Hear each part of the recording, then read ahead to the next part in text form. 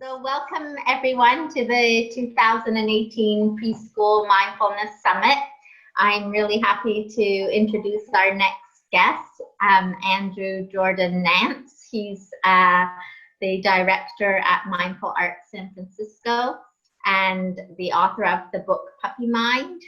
And he's got lots of practical information to share with us and stories to share with us. So really looking forward to talking with you. So welcome, Andrew. Thank you so much for having me, Helen. Great. I got that right, didn't I, about the... Absolutely. Yes. Okay, just checking. And Andrew also has a set of mindful breathing cards, which are really interesting if parents are interested in that, or teachers. And he has a curriculum coming out soon for 4 to 10-year-olds, bringing the arts into the classroom through mindfulness. So we'll post all that information and how to contact him and how to order his book at the bottom of the video here. But let's get started with some conversation. So Andrew, how did you get into this field of mindfulness? What brought you to this area in life? Right.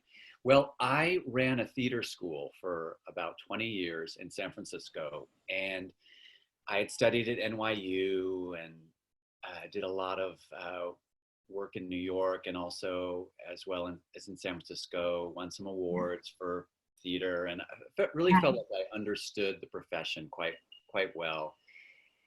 But after about 18 years or so, I decided I wanted a new chapter. So I left that institution, New Conservatory Theater in San Francisco, and just kind of, started looking at classes for, how can I find well-being in my life? How can I find happiness? What did that look like, at this point? And so I found a class called The Science of Well-Being at San Francisco State University, and I took it. And they started talking about the flow state, which Mikhail Csikszentmihalyi, I think is how you pronounce his name. He talks about how the flow state is when you find that thing that takes you out of time. So gardening might be that flow state, running, painting, writing, whatever it is, that just everything falls away and you're totally present in the moment. And so that really intrigued me. Like, oh, wow, I guess I can be in the flow state with theater. I thought theater was an opportunity to be in the flow state. And then they did touch on mindfulness a little bit, but just peripherally. And then that summer, I did a symposium at the Greater Good Science Center at UC Berkeley. And it's a really good symposium. I think they do two now. Have you done it? I did the summer school there 2 years ago. Yeah. How many years ago? I think it was 2 years ago, the Summer Institute. Yeah, right. That's what I did. Yeah, that's great. And so I think I did it like 4 years ago, 5 years ago, something like that. And I just loved it, opportunity to meet people from all over the world. And they really focused on mindfulness. Did they do that for you as well? Yes, yeah. So I met Rick Hansen there, and I met Meg McGowan and Chris McKenna there as well, who used to run Mindful Schools, and I think two of the founders. And they started playing theater games, but I think they called them mindfulness games. And I'm like, and you're like, this 30 years ago in high school, and just game after game after game was something similar I had done in school. So I started thinking about it, and I thought, oh my gosh, theater training and mindfulness training are almost identical. It's present moment awareness. It's using your breath when emotions are getting the better of you, like, I know. How do you deal with those? You use your breath. You feel your feet on the floor.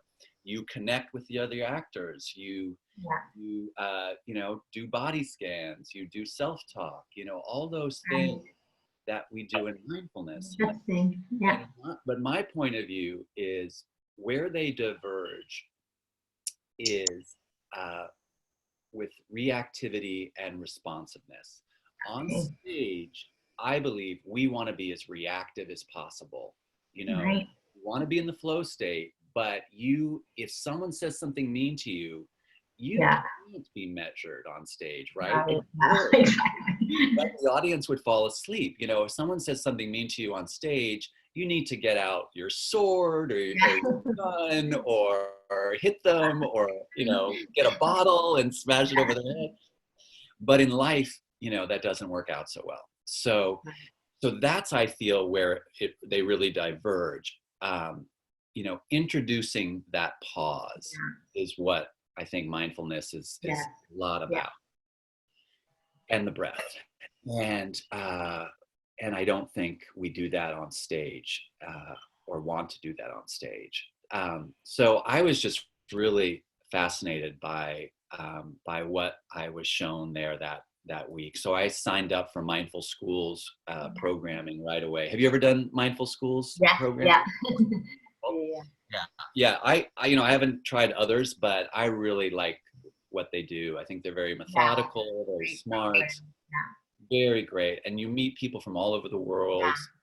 You know, you sometimes you partner up with people during the week and do exercises together with some of the workshops. And I guess they're year long, you meet as well. So it's a great program. Anyway, so I immediately signed up for that program. And after it was done, I mentioned to a school teacher friend of mine who works with teachers in bringing arts integration into the schools, you know, that I had finished this program. And she said, "Hey, I'm working with some teachers right now. Do you want me to say that you'd come in and teach mindfulness for free?" Right. I think I said no. I think I said no. But then I said yes. And I went in and I taught 2 kindergarten classes. We have something out in California called transitional kindergarten. So they were actually a little younger. So they were kids that hadn't quite turned 5 at the beginning. And so I went in and I had a really great time with one class. And then the other class I thought was okay, but it just wasn't fantastic. I think I just felt too green and too nervous to really feel completely present. But the other class I really connected with, and I was going in twice a week for months. So I ran out of curriculum, and then I thought, all right, what am I going to do now? I don't really feel like I want to repeat lessons, although I'm a big fan of that these days, is repeating lessons. But I didn't feel like I wanted to do that. So I thought I'd play some theater games, and the kids loved it. And then I thought, all right, now I'll go find some mindfulness kids books. There's got to be mindfulness kids books 4 or 5 years ago. And so I went to a place called Spirit Rock Meditation Center, which is out in California, a really beautiful place. I highly recommend it. And they have a bookstore, and they really had like maybe 7 or 8 books that just I thought were kind of mediocre. I won't mention any of the names. But, so I found one that seemed sweet, and I brought it in, and it just really, you know, kind of tanked. They didn't giggle. They weren't curious about it. I just didn't see their faces light up. So I went home and I wrote 4 children's books in like an hour. And one of them was called Puppy Mind. And initially it wasn't a rhyming book, but eventually all the books that I wrote rhymed. So when the publisher decided to publish the book, she asked me to rewrite Puppy Mind to rhyme in case the other books ever got published. And in fact, they are getting published this summer. That curriculum will have all those stories in the book. There'll be there's 14 mindfulness stories for kids in the Wow. curriculum. So they're not illustrated, but they're rhyming. So I think they're engaging. Catch the attention. Yeah, Yeah, cool. kids. Nice. So what inspired you to write the book? So you were working with kids and didn't find anything out there, and That's right. That's that right. you thought. Yeah, I just wanted something that made them smile. You know, I didn't want it to feel like work or, you know, too, you know, serious. Right. Because, you know, kids, Yeah. if it's Exactly. fun, Yeah. they're there. And if it's not fun, they're not there. Yeah. Yeah. They'll be thinking about And it. how did the idea of puppy mind come up? Yeah. Well, it's not my idea. It's, you know, it comes from monkey mind, which is a Right. Buddhist Yeah. term. And I've heard mindful schools talk about puppy mind in their Right. literature, and also Jack Cornfield talks about puppy Okay. Yeah. mind as well. Okay. So I liked the concept. Yeah. We have a golden retriever, and who you might hear bark at some point. Yeah. So I was very, you know, 4 years ago, he was a young dog, and he was from Mexico. He was a year and a half when we got him. So he had that really kind of puppy energy of, you know, Yeah. just not being able to focus well, and Right. he needed help. Yeah. So I really understood that concept Yeah. quite Yeah. clearly, you know. Yeah. No, I think it's great. They're drawn to stories about animals, and it's so relatable. Everything in the book, isn't it? So it's great. So what do you think are some of the main benefits for children of learning mindfulness? Right. Well, self-regulation for sure. Yeah. You know, just being kind, Yeah. being So curious, important. Yeah. right? Listening. You know, I kind of play around with the idea of, you know, superhero. You know, let's turn on our superhero hearing, or Right. let's use our superhero vision. You know, kind of give them that sense that, you know, it is a bit of a superpower, because we're not taught how to look Yeah. inward, how to really be present. You know, we've all been taught to focus and to listen, or to, you know, shut up, you know. You know, I mean, at worst, or Yeah. actually that's not the worst, but you know, but we aren't told how to do it. So it really just gives us those skills that are just vital for being a good friend to ourselves, to others, good companion, a good student. Because, you know, I just remember when I was a kid, my mind just wandered all the time, you know, in class. And no one ever said, you know, you actually can change that, you know, Yeah. you Yeah. know, you know. And I always like asking the kids, what do they think about, you know, where does their mind go without their permission? That's what, Right. and I give them some examples, like mine goes to, you know, to the refrigerator, or Yeah. to my, you know, to the trip I'm taking, or, you know, Right. or to my favorite television show, you know. Yeah. And so they get it. And so suddenly all these hands are being raised, you know. My hand goes to video games, or to playing with my cousin, or playing with my cat, or, you know, whatever it is. Right. I really Yeah. start getting it, because that's what happens, you know. Yeah. It's an untethered mind, and it just wanders off.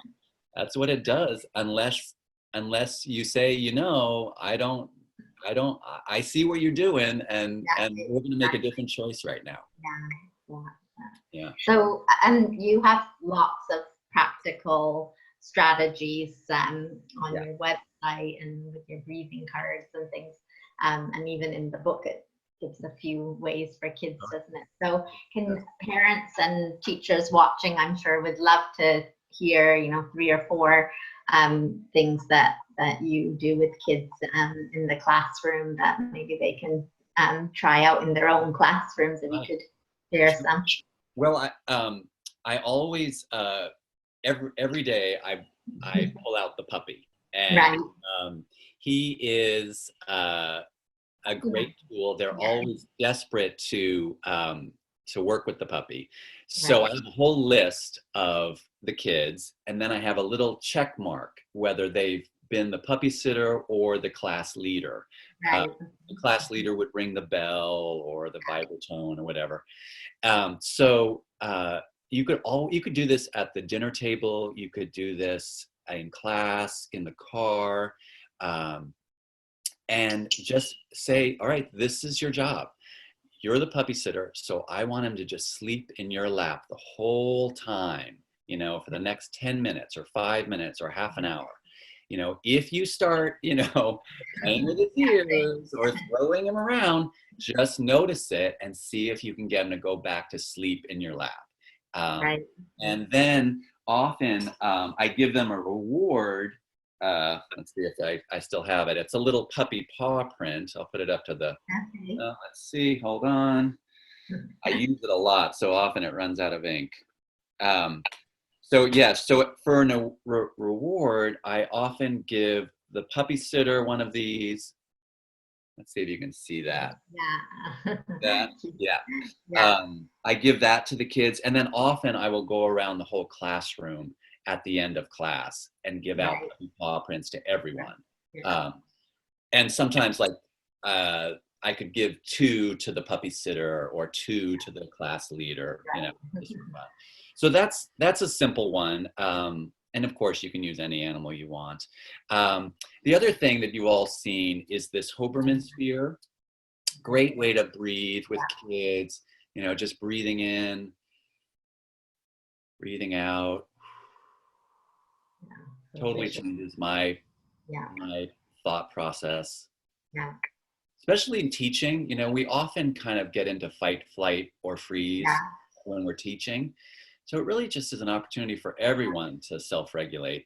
And what I do with the kids is I say, you know, you have your very own breathing ball right here. Just put your fingers together.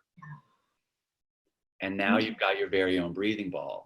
So if you start getting bored, which is okay, just use your hands to stay present. That's a simple technique.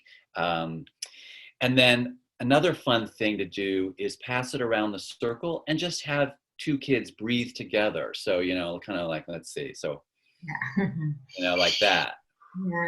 So each of us are taking a moment to connect with one another. It's a nice way to connect and create community. Let's see, another fun one, which I like doing occasionally. I don't do it all the time, but it's the bubble game. And basically, and you've probably heard this, just you get some kids up, you know, 3 or 4 of them, and you say, all right, I'm going to blow these bubbles all over your head, and I want you to grab as many as you can. And if you see one on the floor, you can stomp on it, and, you know, just tackle every bubble that you see. And then I say, all right, these bubbles represent your thoughts. And this is what we do with our thoughts all day. We're constantly grabbing at them, trying to hold on to them, trying to squash them. Now I'm going to do it again. I just want you to be totally still. And I want you to just watch all the bubbles fall to the floor. And if they land on the floor and they don't pop, just look at it and let's wait till it does pop. And you could even count how many bubbles you see, you know, that's a nice thing one. Yeah, it's just a great representation of our thoughts, you know, they're just everywhere. And sometimes we don't even see a thought, and yet it's in our consciousness anyway, you know. All over the place. Oh, I didn't even realize I was thinking about that, but I am, you know, I'm thinking about that thing that happened yesterday or a half an hour ago. What else? I've got all these breathing cards, which I love, and I send these all over the world. I don't mean to kind of promote them, but they're super fun. There's 50 ways to breathe, and there's Spider-Man breathing, there's alligator breathing, and then on the back is the directions, and they're super easy. And Spider-Man breathing is one that I really love. I'll show you what alligator breathing is too. This is alligator breathing, you know. That's what you need to know now. And I like to switch hands because I feel like my shoulders. So just be with it. And also, I would ask the kids to come up with stuff. One kid came up with money breathing the other day. Right. It's just like this. And you just do that. And then one kid came up with car breathing. So you hold the steering wheel and you breathe to the left. Right. And you breathe to the right. I mean, it's adorable what they'll come up with. Yeah. And, this is like a first grader. And so let them come up with, sorts of ideas. Yeah. And then this is Spider-Man breathing. So you breathe in and you breathe out. And you breathe in and you breathe out. And then you can also breathe in and you raise your hand up and breathe out. Wonder Woman breathing is very popular this year because of Wonder Woman and Justice League and all that. And that's basically you just have a lasso and you can breathe up. And then you throw the lasso and exhale. Okay. And then also, since she's all about love, if you watch the movie, she realizes her power is love. And so you breathe in and then you can breathe out love, which is really sweet. So those are just some of the cards. Great ideas and so creative. And I love that you let the kids come up with things because they always come up with the best things, don't they? And people in general, I find that the more I can engage in dialogue with the kids, the more interesting class is. If I feel like I've just talked at them for a half an hour or 20 minutes, it's good, but it's somehow more calming for me to go to hear from them because then I know what they're experiencing. Yeah. Just because they're quiet doesn't mean they're getting it. Exactly. Yeah. You really do have to ask them questions. How did that feel to sit with your eyes closed for 1 minute or 2 minutes? Right. Yeah. What was your favorite part of the story? Or, just really have those questions ready to go in your mind or on a piece of paper. So you can really connect with these human beings. Yeah, definitely. Yeah. So I wanted to ask you about technology and how that's causing a lot of distraction in people's lives, and even young children are often, given an iPad or phone to maybe as a babysitter or just to entertain them for a while. And how do you think that's affecting kids' focus or mindfulness? Absolutely. I think it's affecting all of us. All of us, yeah. Or I won't tell you how much time I look at my computer. But that's why I really appreciate this skill because I can empathize with kids when you see them wandering off. I work in an area where they do have cell phones, but it's an epidemic. I think we just have to be really careful of how we relate to technology. It's not going away ever. We have to be purposeful about it, don't we? That's right. And there might have to be certain ways to turn off apps in the house or computers in the house. Like it actually just goes off. Because I'll be on the computer till 10 o'clock at night sometimes, either doing work or looking at Facebook or social media. So I don't have anything magic to say about that. It's a challenge, and we have to be empathic because the kids are little, and that we need to show them the way. Create good habits, right? And model good habits. Definitely.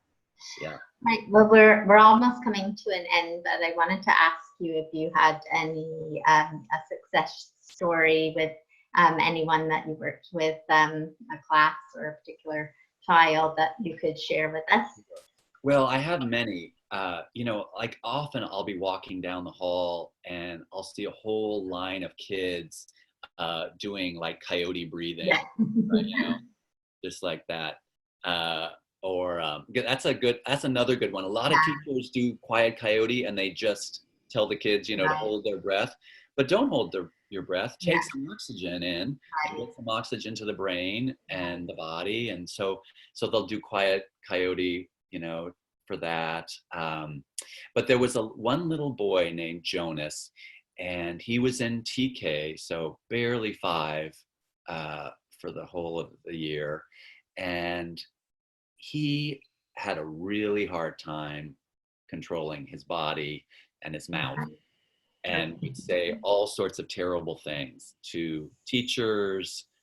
He would throw things, and just really had a rough go of it. His mom would come in and kind of be his chaperone for half the day, because she couldn't believe what he was doing, and he was better with her. And sometimes he engaged with mindfulness, and sometimes he would, walk away and say, "This is stupid," and just walk out of the classroom at 5 years old. Right. And so I just felt like, oh boy, he's just one of those kids I'm not going to reach, and you can't reach everyone, and you just have to kind of make peace with that. And then I got an email this past fall from the mom saying that I took him out of that school and put him in private school. And Jonas asked me to write you and ask you to come to my school because he got so much out of mindfulness and he would like to share it with the other kids. Right. Wow. So that just blew me away. It just, so sometimes you don't know, right? You think it's going well, and actually they love it. Yeah. No. And that he saw the benefit, and we don't always love it, right? You want to share it with his new friends. Yeah, amazing. Exactly. Meditating is not always fun. Not something we love all the time. But if we can just get into the practice of it, we can really benefit from it. So it was really cool. And I reached out and I said, yes, I'd love to come. She wanted me to come every week, and I couldn't do that. But I said I would be happy to come once and, share my curriculum with the teacher and all that. So I never heard back, but I was just thrilled that she reached out. Great story. Great story. So just before we end, tell us a little bit more about your curriculum and what kind of things you're integrating into that. Yeah. So it'll be called Mindful Arts in the Classroom. And it'll be out, I think, in August of 2018.